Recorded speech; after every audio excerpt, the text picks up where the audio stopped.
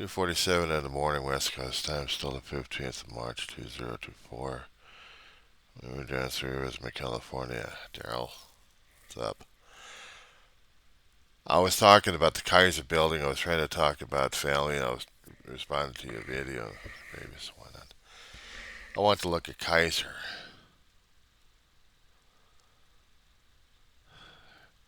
Kaiser is the insurance we have out here in the West Coast.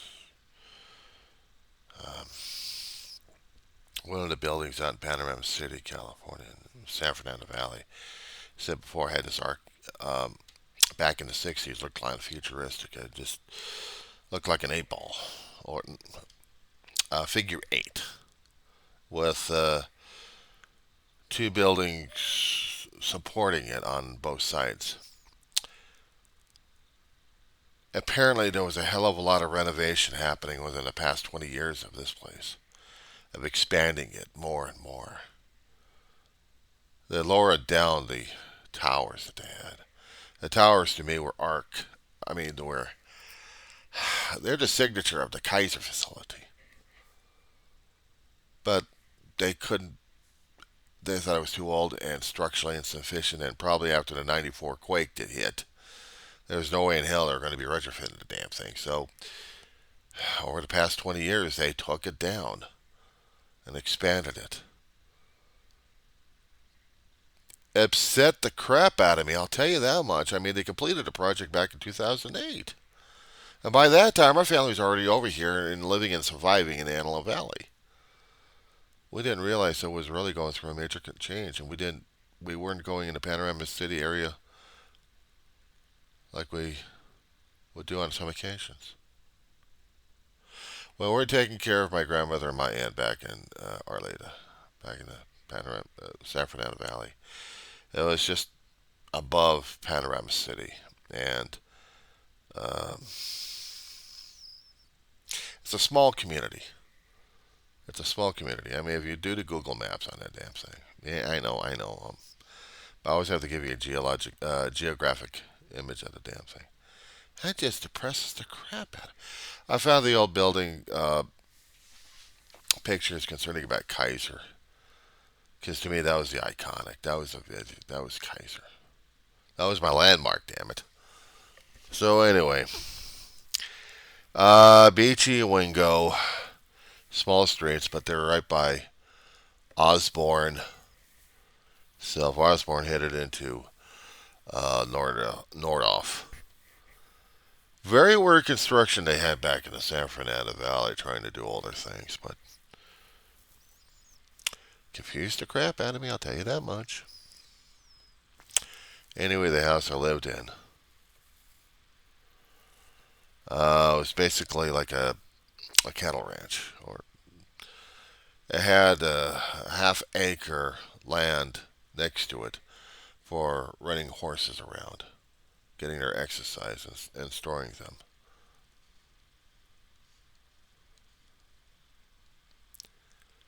It was home. It was home.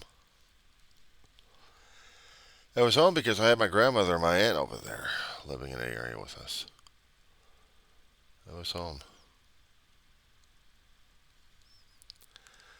And you go through the front door. Right there is the living room, right inside, or just right in front of you. The den would be on the other side, depressed one step. Looked like it was an add-on or something like that. Almost looked like it. It was big. It could hold a party in there if it needed to, or a bed, and also be used as a temporary couch for some. Had a small desk, a a, a built-in desk. That was my desk for schoolwork. But it also had a small kitchen. You had your amenities. But it didn't have a dishwasher. You had to be the dishwasher on that one. When you went into the living room, there was a door on the left side. That was the corridor. The first bedroom was Aunt May's. Small, enough for a hospital bed and or a dresser and stuff. Between her bedroom and the master bedroom was the bathroom. I always had to wash that damn thing out like crazy. God, what a pain in the ass. But still, I like the home anyway. But then the master bedroom. It was supposed to be Ma's bedroom and my bedroom.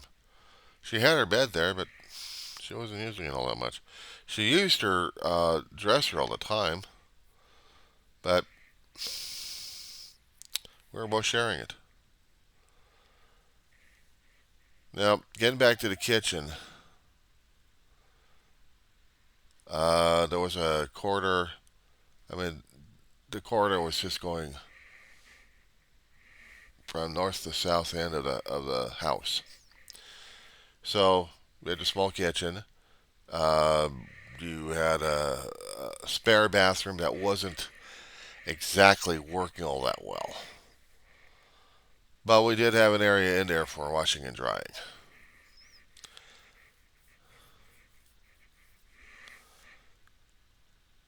They had a step down corridor, and that would be Grandma's and David's bedrooms area. 4 bedroom for 5 adults. Ma would be using the den, as I said before, for her own bedroom. And then outside we have the yard. We have the yard. We have a tetherball court. We had a storage shed for all of our stuff, as much as we could fit and cram into the damn thing. Well, I lost that stuff when we got moved out a few years later. I just wanted to give you a little bit of a visualization in your head on this one here, my friend. I'll start trying to find a damn place. As I said before, it's been a while since I've been out here.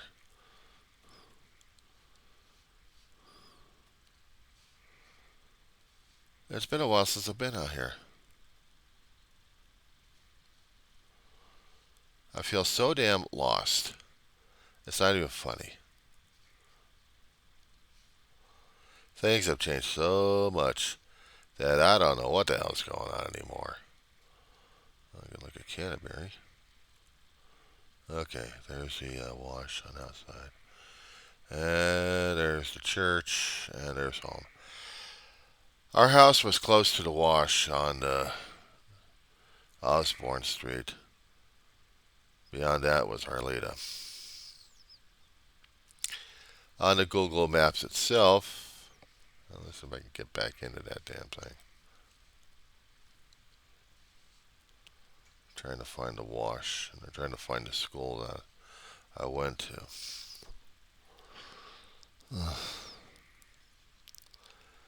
Talking about getting lost.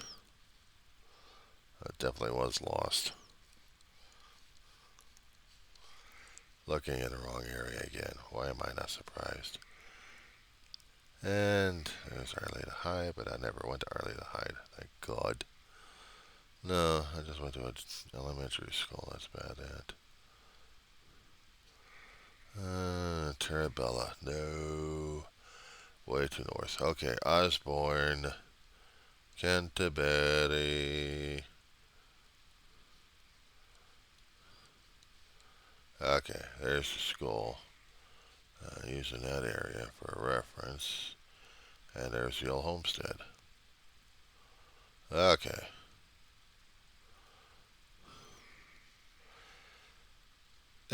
If you just stick with Google Maps, kind of adjust it a little bit.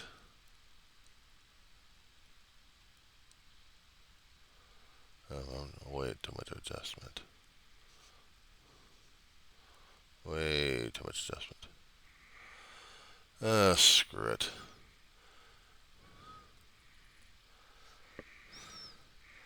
I'm going to stay away from Google Earth. It's making me too damn nauseous. But looking at this place, they made changes to it I didn't even like during out the years. A lot of orchard, a lot of tree growth along the side of it. I'll tell you one thing, it looks as ugly.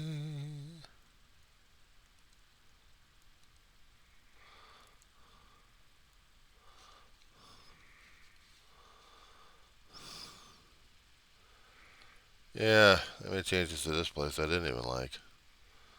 I mean, it's just I can't stand seeing it.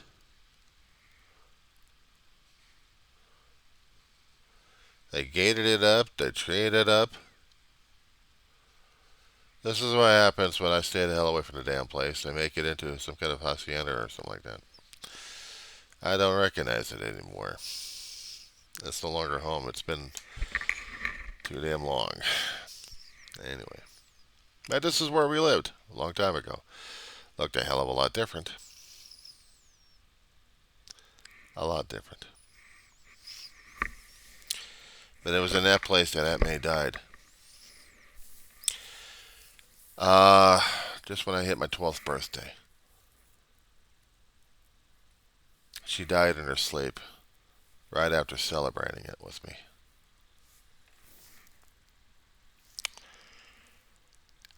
I really didn't understand how grieving and mourning felt until I was going through them, and I just couldn't figure it out why I was in so much pain. I woke up to Ma shaking me gently and saying, "John, John, I don't know what, Ma. Aunt May just died." Oy. Color ran out of my face. Shock of it. I think I did cry. I think I did cry during that time, Darryl. It was like this emptiness that hit my heart. And anything like life just kind of sucked out of it. It would take them about a week or less for they get the body to be taken care of, arrangements to be made. She already had a family plot up in the Bay Area, and she was going to be buried up there with Uncle Al. I think Grandma's buried up there too, but I'd have to go through the damn family records to see what all the stuff I've got, because I'd like to find out if I can bury Ma up there with her. David, I'm not so sure, but it would be nice to put the family plot up there. I have to find out how much the payments would be for that one. I know David could be, you know, some of his relatives want some of his ashes. I probably have to split that up. I'll probably have to split that out there. The military could do a burial for my brother out here, a small portion probably. But I want him buried. I want his ashes with Ma, and part of his ashes scattered out in Texas. I know he wanted part of his ashes spread out in the ocean. I'm saying no, put it out in Texas. But the rest of it's got to be with Ma. Has to be with Ma. A lot of things for a guy to think about, I'll tell you that much. You were saying that you thought your father was a Superman. Well, Ma was Wonder Woman.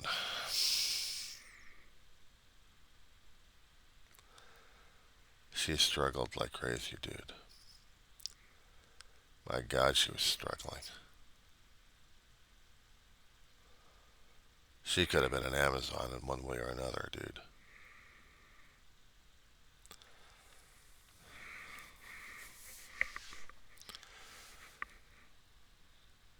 After Aunt May died, we had to leave.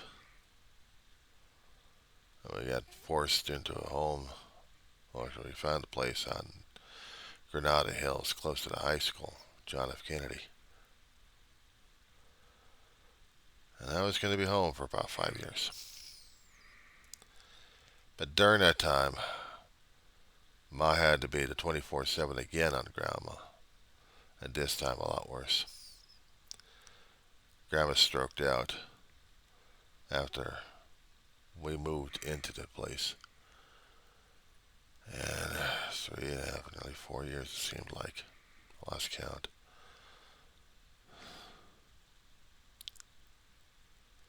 It seemed like forever, dude. Seeing my grandmother in the bed. I'm going to junior high. All through my junior high years, she's been in bed. And in the 10th grade,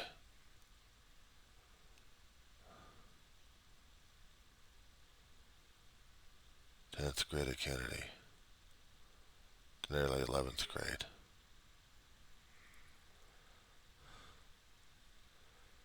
Every single day, dude, every single day.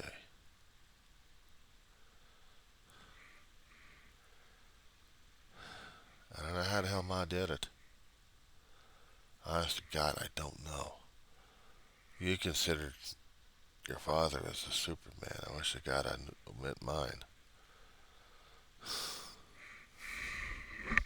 I told my brother about this one a long time ago about his own father, dude. He's met his own father not a few times, many times in his life. Growing up as a kid and had not so much good memories of him. But I kept telling my brother, every time we got into an argument concerning about how rotten his father was and this thing and that thing, I said, at least you know the bastard. I didn't. Well, you mean mine? No, I didn't know mine. One contact, one phone call, hangs up on me and nothing else afterwards? No letter, no nothing? Drops off the face of the earth? At least you knew your father. I had to guilt him all the damn time on that. I kept telling him about it all the time.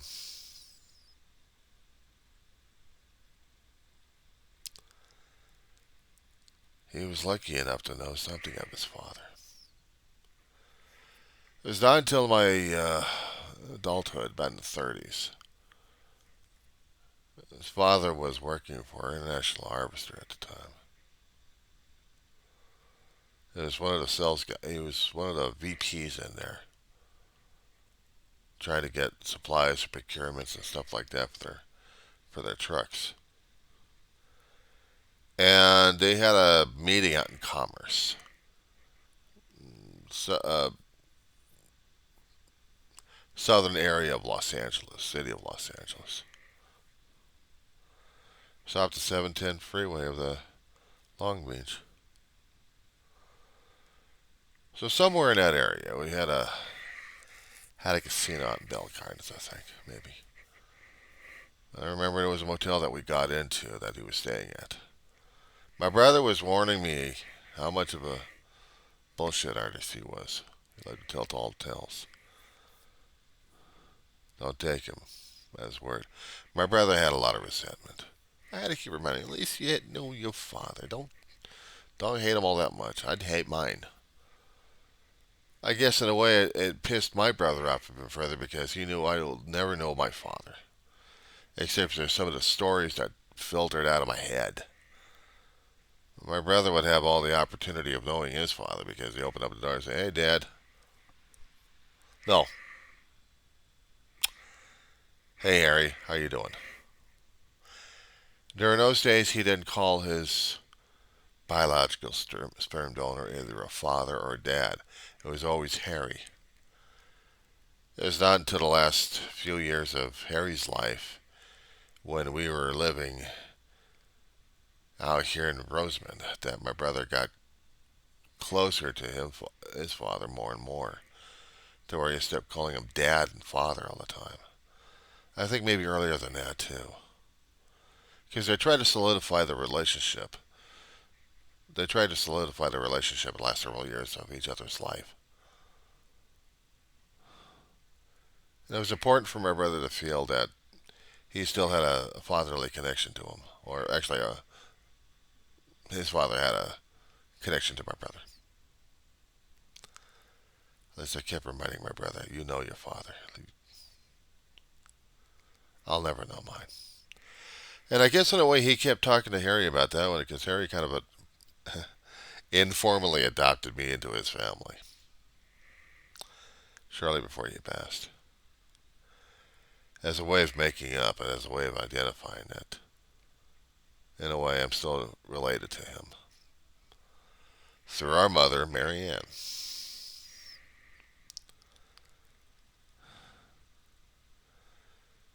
noticing how human he was. I kept seeing how human and broken and sometimes superhuman my mother could have been. Taking care of these two elderly ladies and then just the one. And then had to throw that emotional stuff into a trunk and then try to deal with life on life's terms and going back to work, working your ass off.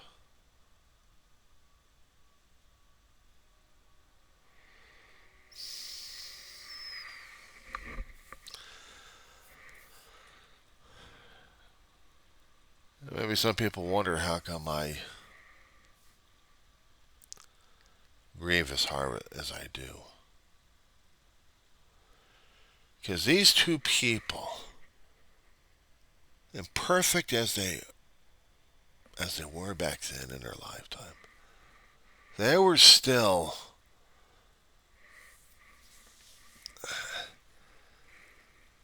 I don't know if there was any hero worship I could actually say about this, but they mattered a great deal in my life, Darryl. And losing them was like losing most of me. Most of me. Because they mattered in my life. They mattered a great deal, and sometimes I think that when I was a caregiver to them. And I remember making a promise to my brother after he made, you know, after he got the promise out of Ma. Ma made him promise something. We had taken care of Grandma the best way we could at home. And Ma was afraid of ending up in a nursing home. That's why David had to keep coming out to a rehab facility. Ma, last several years of her life, she was trying to get around, but if she stayed in a hospital bed too long without any muscles working, she didn't have functionality. She was recovering from an infection, but nobody exercised her muscles. So when we tried to lift her out of bed, she fell flat on her ass. She didn't have the muscle strength, so it took about 4 heavy guys just to put her back into the bed. An overnight stay until we got a ambulance transfer from one place to another rehab place out in Sun Valley. A former job my brother used to be at as a teenager and scared the shit out of him. He was telling me about that place. And after looking at the damn place, I didn't blame him. I didn't blame him one damn bit. But Ma stayed there about a month until her muscles were to a point where she was able to get at least transferred back into a car and taken back to our apartment back in Lancaster, California. And then she was actually able to stay in there.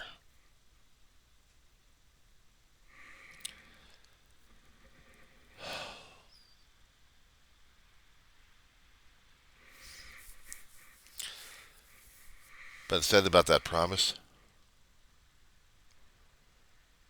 it was right at Grandma's funeral back in the 80s. Ma cornered my brother and made him promise never to put her into a nursing home ever. Because she didn't wind up like Aunt May. Lonely and forgotten.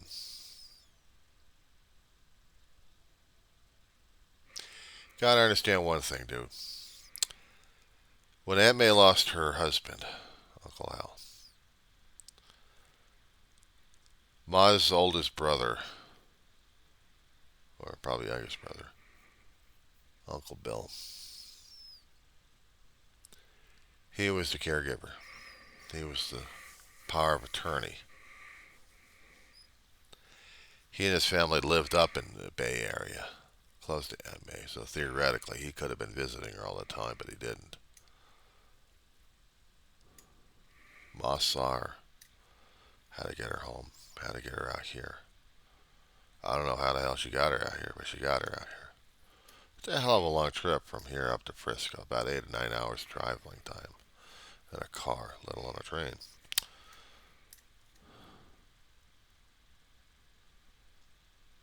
And that was the hardest damn thing, I guess. But Dave had to promise Mama. And then Dave courted me and made me promise. And I said, sure, we're not going to do that to Ma. What the fuck was I knowing about it? What the hell did we ever know about it? What else really started to deteriorate when she lost a lot of her family and a lot of her friends. People that she grew up with mattered the most in her lifetime. The only people that she had left was probably a few nieces. One of them just hid from everybody because of the shit she went through.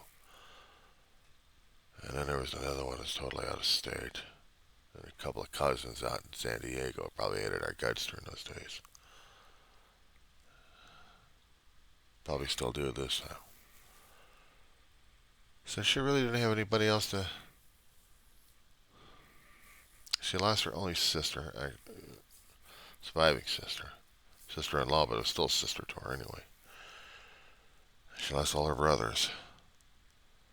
And I guess the really last straw was losing her favorite niece.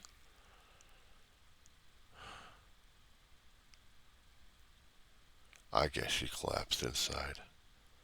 Made her collapse on the outside.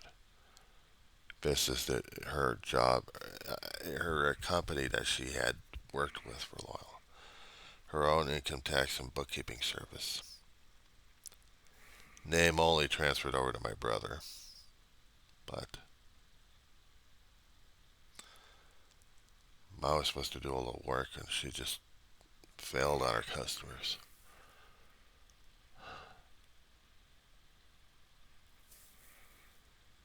I guess she died of a lonely, broken heart, but we promised and we kept our word to the best we could, dude. She was at home and we were trying to do everything we could to help her out. Not successful, but we were there 24/7.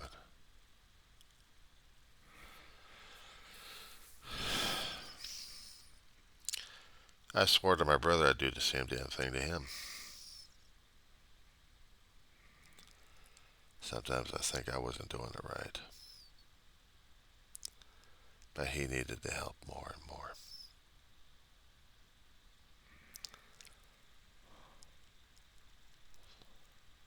Last few months of his life was the hardest damn thing, Darryl. He reached his 60th birthday and then everything else started falling apart on his ass. He had many strokes in his head. Trans-ischemic attacks that was taking things out of him. To the point where I couldn't almost communicate with him and he was barely able to take care of himself.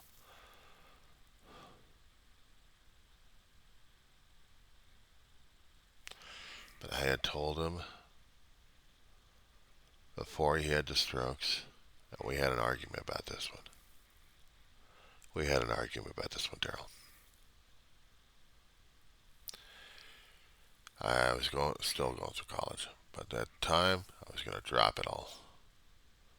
I was going to tell him if you got any hell a lot worse, Dave. It's my job. Falls onto my shoulders. He didn't like it. He wanted me to continue schooling, so I don't care shit. You're more important. That's how it was. So it is with my dog. See, I was trying to fulfill a promise a long time ago, but even that, with the caregiving situation, if I'm able to, I'll do it.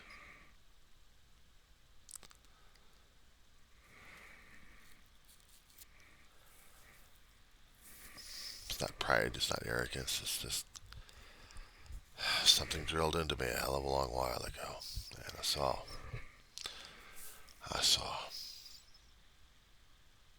and I experienced.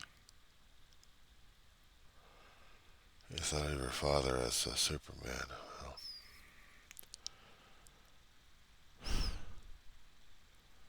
I looked at my family the same damn way, but also saw how mortal they were.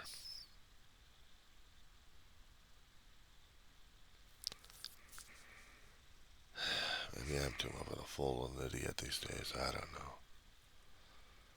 It still hurts like a son of a bitch. It still hurts like a son of a bitch.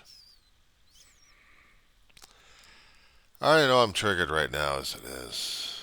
It'll get to me today. It'll catch me off guard and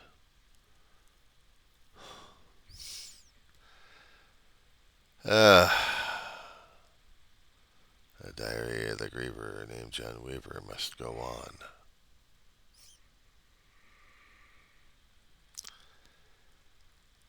Treasure your memory, Darryl. Treasure 'em all. Hold on to pictures if you've got 'em. Share 'em with your surviving family. Tell stories about 'em. Keep the memories living. That's all we have left. You remember that song a long time ago back in the 70s, dude? Dust in the Wind?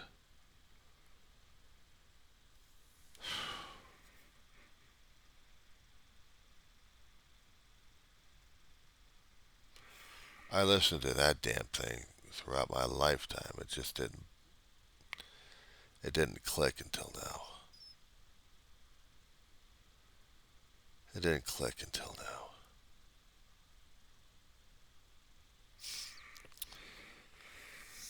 I'm going to hit sack again. I'll talk at you later, my friend.